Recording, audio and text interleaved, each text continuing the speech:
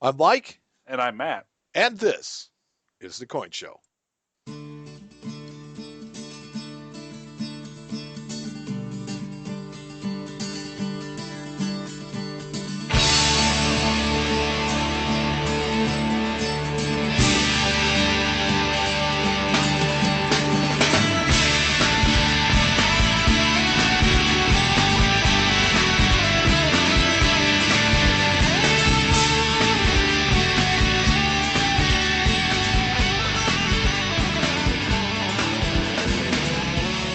Take just one last breath before you enter.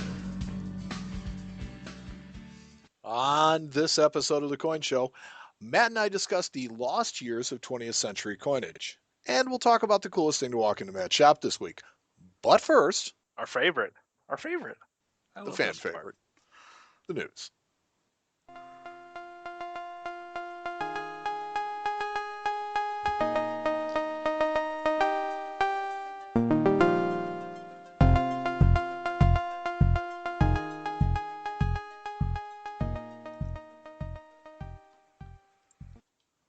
The news this week is brought to you by Reindeer Games. Reindeer Games, what Rudolph isn't allowed to play. What? It's Christmas time here in the United States, and every year there are reports of gold coins being dropped into the red kettles of the Salvation Army. Happens all the time. Mhm. Yes.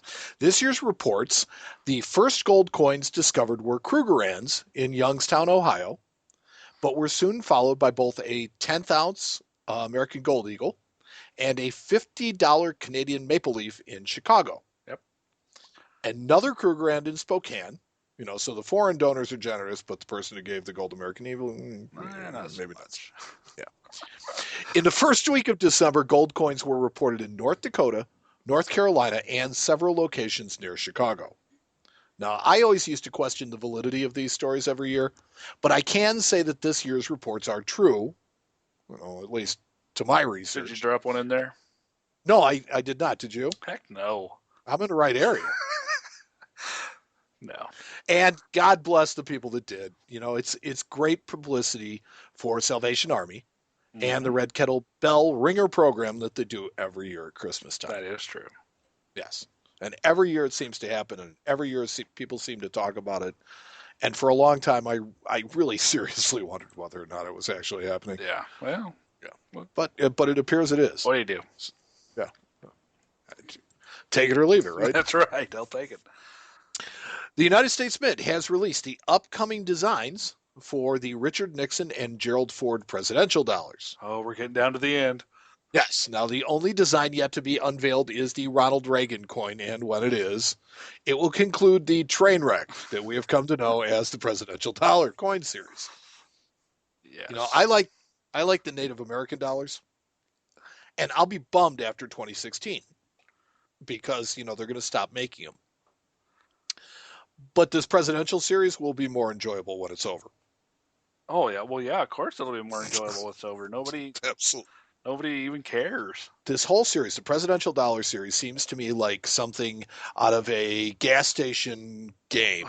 Exactly. Oh, Well, that's right. They did that in they the hit a 70s. huge home run with the state quarters, and now they're just trying to recreate it over and over and over and over and over until they kill it.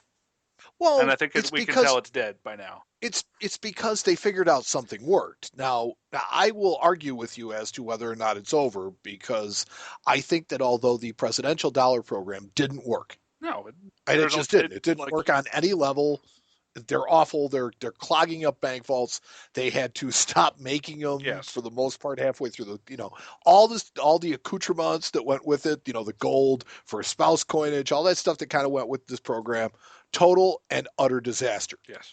Thank you. But that does not mean that the U.S. Mint is going to take that as a failure. You just It said doesn't mean you that. just said total and utter disaster. I did. And And in not the going to same take it as a sentence, failure. they're not going to take that as a sign of failure. No.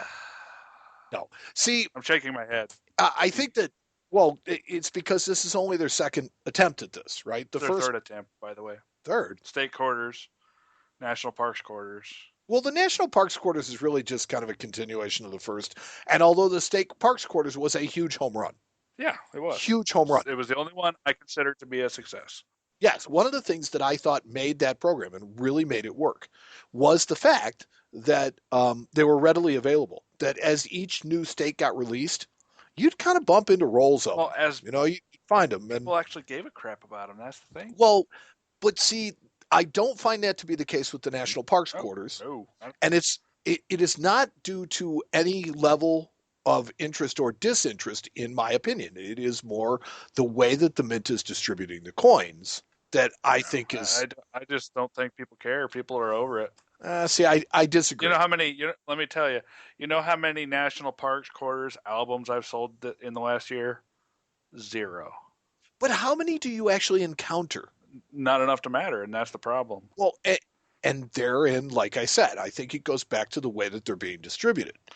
I think that if people came across these coins in everyday life, I also don't run into anybody even asking for them like they did. well, no, but I think the overwhelming majority of people don't even know they exist. Yeah. Now, the presidential dollar series, you and I both, we share the same thing. What I think is that we're going to see more commemorative programs like this. I think they're going to try to reinvent the wheel again, and I think that we are in for at least 3 more train wrecks before they figure out that this doesn't work. But all I have to do is listen to you and me. It doesn't work. When did anybody start listening to you and me? Nobody. Ever. Okay. Right. 111 freaking episodes later. Yeah. Can't. You're just unloved. Yeah. There's other big news coming from the United States Mint, and that comes in the form of new legislation that might end the practice of minting coins in 90% silver. I saw this. This is pretty neat. Yes. Now, the FAST Act, F-A-S-T, was signed into law December 4th, and with it, changes to the coinage law, which will change the compositional mandate of 90% silver and 10% copper to coins made of, and this is a quote, not less than 90% silver. So this then allows the mint to make coins like silver proof sets and like, virtually anything else in 999 silver, which is way cheaper to acquire. Oh, yeah. And just easier to find. I mean, the suppliers are everywhere versus people that will take 999 silver and turn it into 90%. And that's expensive too.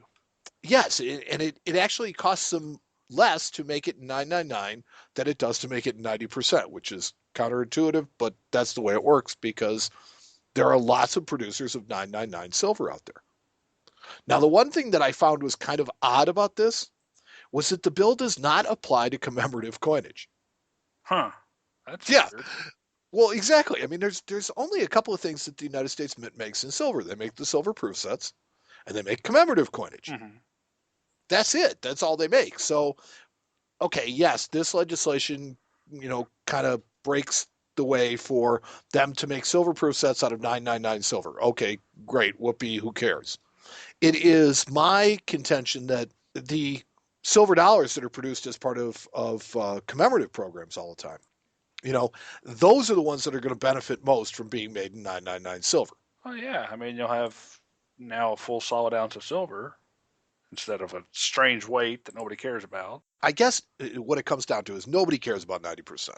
It's a thing of my parents' era. It's not even of, most of the people that collect today are from the era of clad coins. So they're not familiar with 90% silver. It doesn't mean anything to them. It doesn't have the resonance that 90% had with older generations of collectors. Sure. Now it's a thing of the past. So now people have more familiarity with Silver Eagle program, Gold Eagle program, Kruger, or not Krugerrands, but Maple Leafs, and all these coins that are made in pure silver.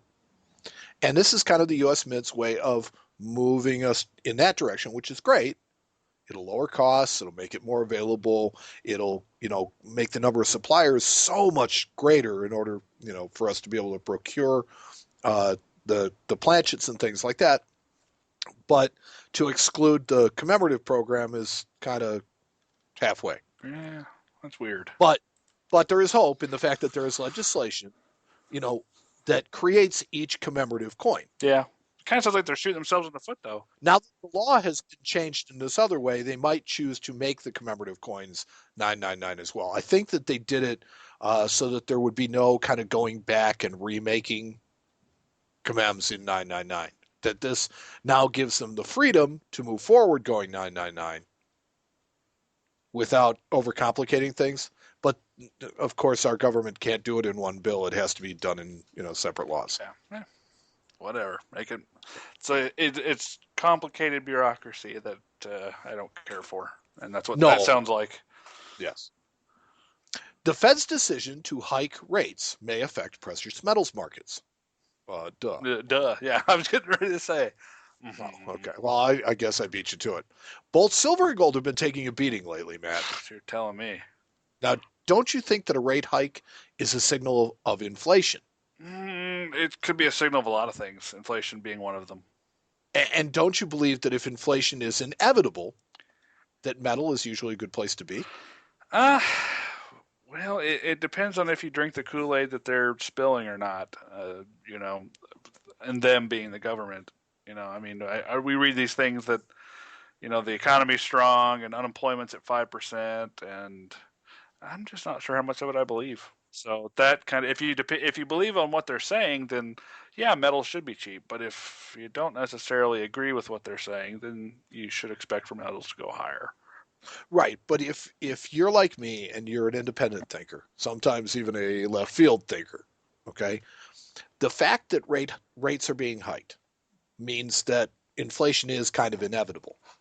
That's what economically I tend to go towards. And if inflation is inevitable, isn't metal a great place to find safety? I mean, metal's a great place to fight against inflation. I mean, because in theory, your value of your metal is not going to change much.